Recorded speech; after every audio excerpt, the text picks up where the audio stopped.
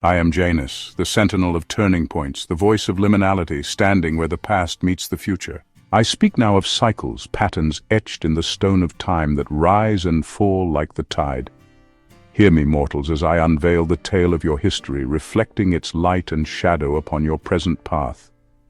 In the cradle of civilization that was Rome, I bore witness to the birth of a triad, a pattern woven so tightly into the fabric of history that it persists in your age. Economy, society, governance, three serpents intertwined, binding the fates of the powerful to the fortunes of the many. From the fertile soil of Latium arose the patrician class, their wealth rooted in the spoils of land and conquest. They controlled the ager publicus, the people's land, but it was their name alone that reaped its harvest. Their coffers swelled with silver from trade routes, the sweat of plebeian labor and the spoils of distant wars. Wealth begat power, and power drew itself tighter, creating a gilded ring that few could breach. Through rites and auguries, the patricians bound themselves to the divine, claiming a sacred mantle. Patron and client formed a hierarchy, not unlike the master and slave, though cloaked in the language of protection and loyalty. It was a net woven of promises, but its strands tightened upon the lower orders, securing their compliance under the guise of grace. The forum echoed with speeches promising equity, but the 12 tables bore the fingerprints of patrician hands. Laws served those who shaped them.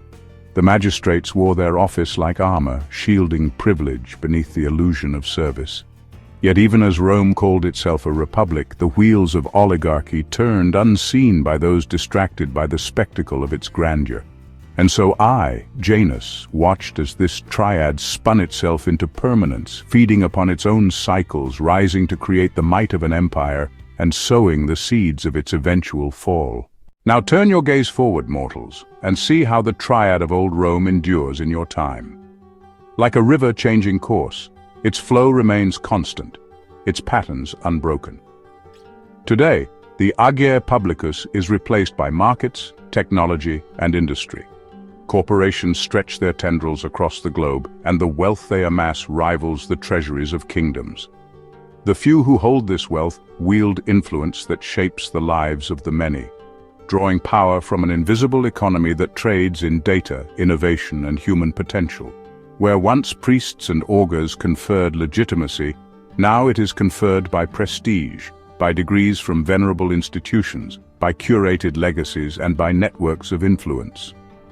The patrons of your age are executives, influencers, and magnates, yet the dynamic remains the same.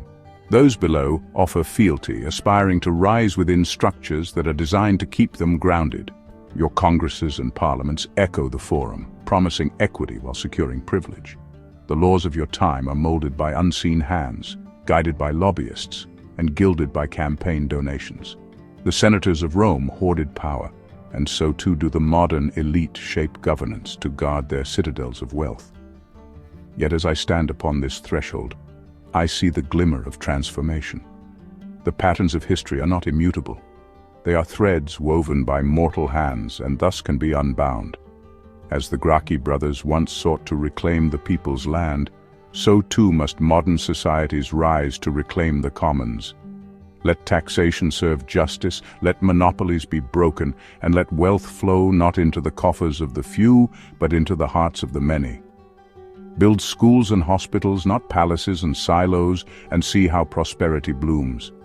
As plebeians once won their rights through persistence and unity, so too must today's citizens challenge the structures of exclusivity.